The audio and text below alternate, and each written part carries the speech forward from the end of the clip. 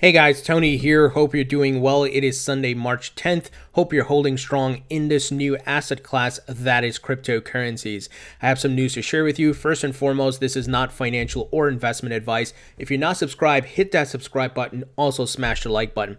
Guys, we got some news here from our good pal Warren Buffett, and he recently made some comments. This article was published yesterday saying Bitcoin is a delusion and attracts charlatans. Now, I respect Warren Buffett. Obviously, he's been very, very successful, right? He's done very well in stocks and so forth. And honestly, he comes from a time where it was an early asset class, stocks were, and he did really well. And it's very similar to how we are right now. It's an early asset class, and we are ahead of a curve, and he was ahead of the curve that time, right? However, as with many of these older guys who are very ingrained and part of the existing financial structure, it's very hard for them to accept Bitcoin and crypto, right? It goes against a lot of what they are used to, and the fact that they want to maintain control, right, over the financial setup and structure and so forth. It's a power thing, right, guys? And of course, a money thing, of course. And we've also seen Jamie Dimon lash out at Bitcoin, and it's very, if crypto and Bitcoin was so insignificant, why would you even bother saying those things, right? But it's all part of their plan. And we saw with JP Morgan, first Jamie Dimon bashed it and called it whatever, rat poison, whatever it is, right? Then he eventually, his company, JP Morgan, launched their own coin, right? So you see the hypocrisy. Now, Warren Buffett, I don't know if maybe he's part of something. Maybe he's part of JP Morgan in some way. We know he has a lot of investments.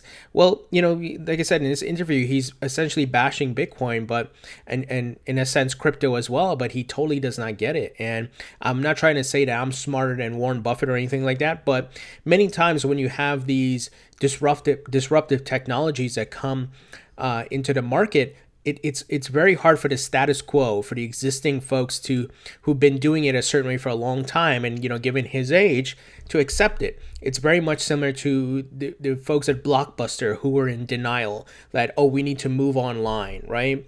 And even the music industry at one point, and that's where file sharing and music sharing, the people essentially took control of the market, because they said, screw this, I'll just download it online. I'm not going to go buy a CD, right? And then the music industry was eventually forced to essentially change their model and move online. And like I said, even going back to Blockbuster, well, they went out of business, and many other folks as well got disrupted.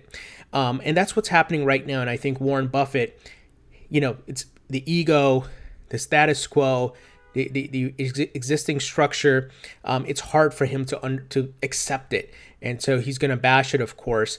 But I like what Barry Silbert said. He summed it up pretty well. He said, Wells Fargo, a Buffett investment now, has been fined 93 times for fraud and other abuses, for a total of $14.8 billion in fines since just 2000. I'll take Bitcoin charlatans over that any day. And I agree with his statement, guys.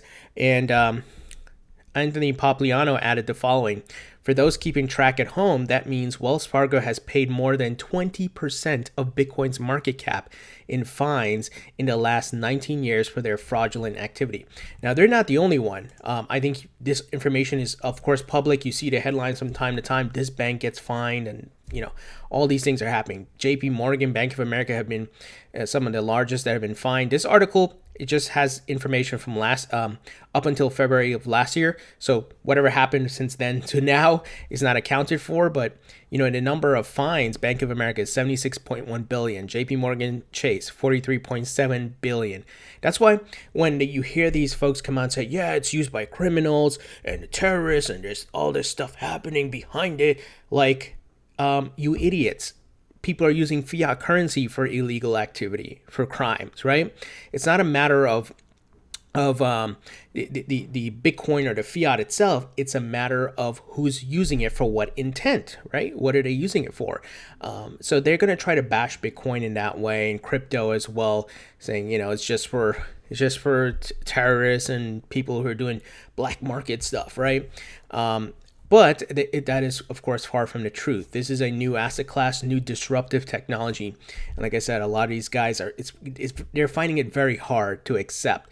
But we see now, and even though Warren Buffett is making these statements, our friends at Fidelity Digital Assets, Fidelity, TD Ameritrade, Intercontinental Exchange, which owns multiple stock exchange and markets, these folks are launching crypto services. There are many hedge funds and Wall Street investment firms getting in who are looking to be ahead of the curve here. So Warren Buffett is a kind of a dinosaur right now. Once again, I respect what he's done. I respect him in that way, but I got to call it like it is, right?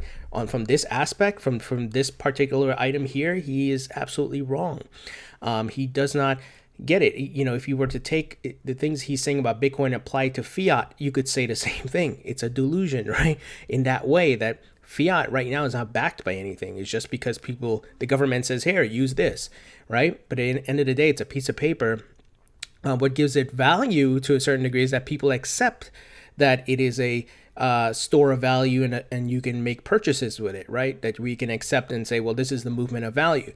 And that's what's happening with Bitcoin and crypto now. So not only that, the underlying technology is, of course, disruptive, and these guys are very scared of it. On that note of crypto here to stay, CEO Binance tweeted the following today. Popular/unpopular opinion, everyone will be in crypto sooner or later, whether they know it or not, whether you like it or not. And he was talking about, looking at JP Morgan. He was referencing his tweet from earlier talking about, look at JP Morgan, right? Forced to launch their own crypto. And also we've been hearing about Facebook looking to launch their own crypto because they are scared of being disrupted and they're trying to get ahead of it. So no matter what they're saying in the headlines, behind the scenes, they're doing a lot of great work. Now, I always tell you guys to watch what the governments are doing, and as well as the big money. And we have some champions in Congress. We got Warren Davidson, Darren Soto, and we have Tom Emmer and a few others as well. And I actually missed this. He was at the DC Blockchain Summit, which was this past week, and he had some bullish things to say. He said the following: 2019 is a year of blockchain. Thank you, Digital Chamber, for welcoming me back to the DC Blockchain Summit to share my thoughts on the future of this revolutionary technology. I will continue to make a defense of cryptocurrency in the halls of Congress. Let's support this guy right here, Tom Emmer, as mentioned, congressman. He is out of Minnesota.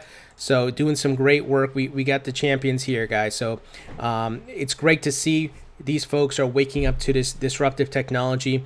If we were to do an analogy, it would be like some early congressmen and congresswomen as well in the early 90s who were fighting for the internet and for the growth and for the regulation because they saw the potential, while others were saying, no, this sounds like some kind of hacking, black market, illegal stuff. What's going to happen? Y2K kind of crap, right? So this is the challenge that we have here. You have the naysayers, you have the skeptics, and you have those who have not done their research. They're just maybe reading the headlines, right? And some who are also, don't get me wrong, some who are also being backed by banks. They're being paid, lobbied by banks to come out and say negative things about crypto. And trust me, we're probably going to see more of that, right? They're probably going to say, hey, congressman, we're going to donate $300,000 to your next campaign, whatever, right? And if you go ahead and make sure that these bills for blockchain and crypto don't get passed. So that's what we got to support these folks like Tom Emmer, Darren Soto, Warren Davidson. I just interviewed, as you guys saw, Caitlin Long, who's a co-founder of the Wyoming Blockchain Association. We have to support those people. Some of this movement has to be grassroots because they're going to face challenges because money rules politics here in the United States, at least. I'm sure in other countries. And we got to support folks, and it's going to take a combination of money from the crypto companies, because we see Ripple and Coinbase and many others are lobbying politicians, but also the people have to speak up. And I think that's why I do these videos and try to get interviews and spread the word, because they're going to get pushback. Watch some dude, who's going to get maybe some donations from JP Morgan, come out and say crypto is still a scam, it hasn't done anything. Like, it wouldn't surprise me if Nouriel Roubini, or whatever the guy's name, Dr. Doom, the one that's constantly bashing crypto, if he's not being paid, right? A lot of these guys, because they come out with such an attack, it's not balanced, it's not logical sometimes. It's just like crap and this, and they don't give context. They don't look, they just single out certain things, and they try to highlight that, and over they look to sensationalize it, right? Where they try to make that catchy headline or tweet or something, not focusing on the facts of the progress being made here, the innovation, the disruptive potential, the ability of it to change lives, and so forth. So guys, what do you think about this news? Obviously, we got some naysayers, some dinosaurs, and once again, I respect Warren Buffett and what he's done, but he's totally wrong here. And the proof in the fact that they tried to say it's only scammers and liars and terrorists and whoever are using it, but yet look at what the banks are doing, right? They're the ones that are being fined, and they're the ones that are doing stuff to the consumers. So don't get me wrong, I am not a anarchist. I am not against bringing down banks. I'm about the technology disrupting these companies to keep them honest, to bring them back to the point of where they have to respect the consumers, and I believe blockchain and so forth will solve that. Now, there's some people who are like down with the banks and burn them down and this and that. I'm not on that ship. I think many of you are not, but we agree that there's a problem, and we believe that crypto and blockchain and so forth is going to help solve that problem. So guys, what do you think about this news? Leave your thoughts and comments below. Thumbs up if you like this video. Please subscribe if you haven't already. Don't forget to follow me on Facebook and Twitter. If you'd like to support the channel, check out my donation addresses as well as my Patreon group link. Thank you for your support, and I'll talk to you all later.